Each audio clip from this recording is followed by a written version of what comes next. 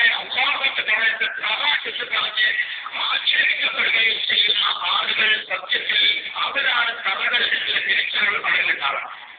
ഇതിന്റെ മാനസുഹൃത്തുക്കളുടെ പ്രമുഖമായി സത്യത്തിൽ ഞാൻ മറ്റൊരു കാര്യം പറയാൻ ആഗ്രഹിക്കാം.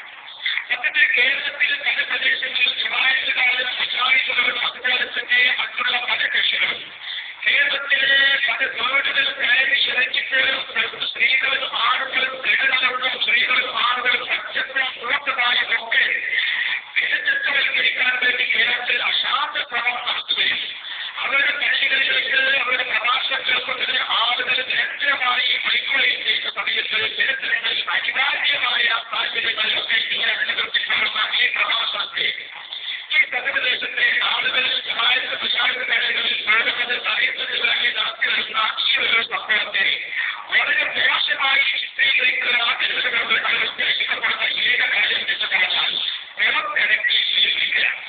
നമുക്കറിയാം